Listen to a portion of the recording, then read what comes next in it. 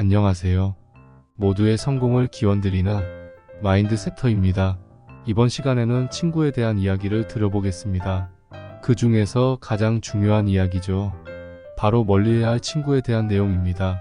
우리는 친구와 관계를 맺고 지속적인 연락을 하며 지내는데 편안한 친구가 있는 반면 끊임없이 내 에너지를 빼앗고 나의 돈과 시간까지 낭비하는 느낌을 주는 친구가 있죠. 이러한 사람들에 대한 이야기니 꼭 끝까지 시청해주세요. 영상을 시청하시기 앞서 구독과 좋아요 눌러주시는 거 잊지 마세요. 어린 시절의 친구를 떠올려 보세요. 어떤 기억이 있으신가요?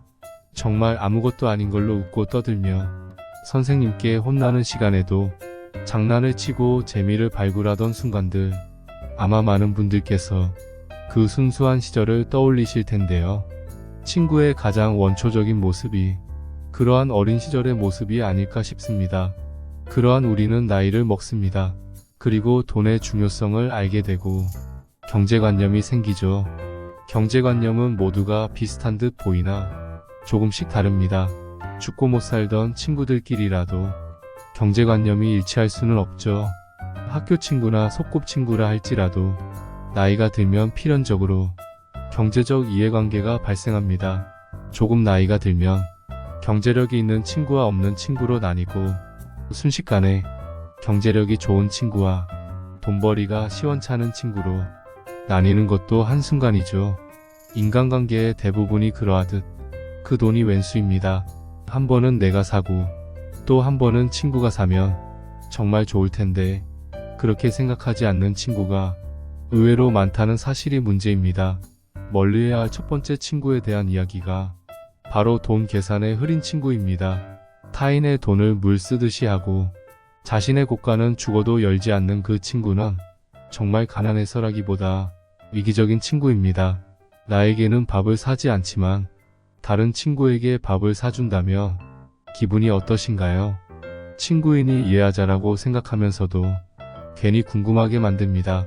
일반적인 경우는 친구인 나는 이미 친하니까 굳이 신경 쓸 필요가 없다고 생각하거나 착한 친구에게만 얻어먹으려고 하는 이중적인 모습을 보이는 친구일 수 있죠.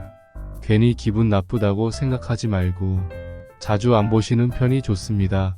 이러한 친구일수록 단돈 5만원만 빌려주어도 연락을 끊을 가능성이 매우 높습니다.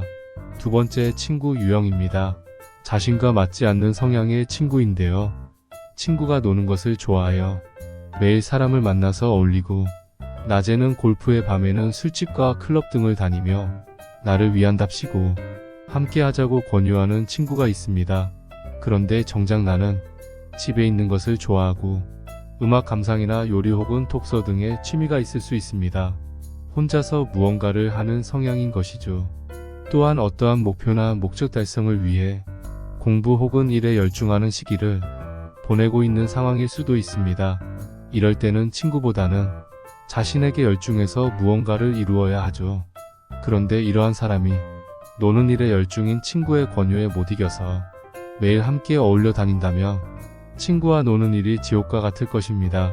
친구를 위한답시고 부르면 최대한 나가주려고 하고 어울려주려고 하면 안 됩니다. 착한 사람인 경우 친구의 권유를 거절하기 어려울 테지만 반드시 떨쳐내야 합니다. 노는 것을 좋아하는 친구가 정말로 나를 생각하고 이해한다면 애초에 이러한 권유를 하지 않았겠죠. 그 친구가 내가 좋다며 계속 연락하고 부르는 것에 신경 쓰지 마셔야 합니다. 이러한 친구는 아무리 내게 잘해주더라도 그리 오래갈 친구가 아닙니다. 사람은 성향에 따라서 무리가 갈리기 마련입니다.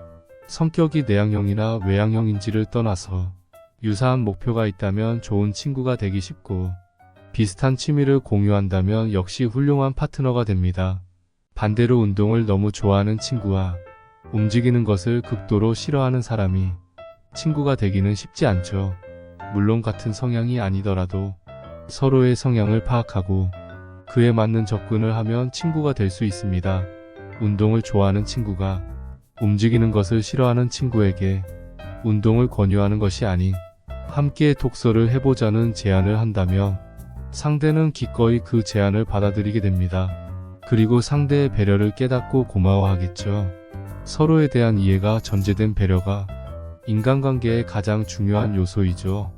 특히 친구 사이로 발돋움하려면 그러한 최소한의 배려가 기본입니다. 이조차도 없는 친구라면 연락을 해주어도 고맙지도 않고 자신에게 방해가 될 뿐입니다. 자신을 이해하려 노력하지 않는 사람이라면 굳이 가깝게 지낼 필요가 없습니다. 딱 잘라서 거절하시는 편이 이롭습니다. 세 번째는 타인을 지나치게 신경 쓰는 친구입니다. 어딘가를 놀러가면 계속 다른 사람에게 사진을 보내주고 지속적으로 카톡을 전송하며 같이 있는 사람보다 휴대전화 속의 사람들과 더욱 시간을 보내는 사람들이 있습니다. 이건 함께 있는 사람을 무시하는 것과 다름이 없습니다. 우리는 그 사람을 만나러 간 것인데 그 사람은 우리가 아닌 휴대전화의 사람과 만나고 있는 거죠. 누군가의 작은 연락에도 쉽게 반응하고 신경을 쓰는 것은 주의가 산만하다는 뜻이고 타인의 반응에 예민하며 일의 경중이나 순서를 모르는 사람입니다. 이러한 사람은 타인을 신경 쓰는 경향이 정말 강한 사람이라고 볼 수 있습니다. 계속 SNS에 친구와 소통하고 월급을 다 털어서 명품을 구입하고 사진을 찍어 올리기 위해 해외여행을 하며 유지하기도 벅찬 고급 외제차를 구매한다면 정말 멀리 하셔야 합니다. 곁에 이런 친구를 둔다면 우리의 미래까지 보장할 수 없게 됩니다. 우리도 사람인지라 그 친구와 자신을 끊임없이 비교하게 되고 괜히 따라하고 자책하며 맞지 않는 옷을 입은 격이 될 수 있습니다. 자기 할 일에 더욱 신경 쓰고 자신의 앞가림을 잘할 줄 아는 친구가 정말 괜찮은 친구입니다. 타인의 신경만 많이 쓰는 친구라면 자신의 앞가림조차 어렵게 될 수 있죠. 이러한 친구는 굳이 가깝게 지낼 필요가 없습니다. 오늘은 친구에 대한 이야기를 해보았는데요. 공자의 말에서도 익자사무와 손자사무라는 내용이 있죠.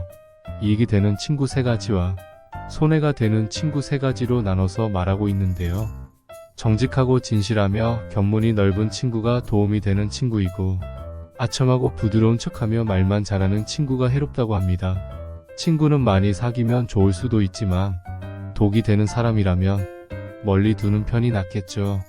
그러한 친구들을 잘 가려내고 좋은 친구들만 남기는 것이 행복한 인간관계를 만드는 가장 중요한 요소가 아닐까 싶습니다. 여러분의 성공을 기원합니다. 지금까지 마인드 셉터였습니다. 모두 건강하시고 부자 되세요.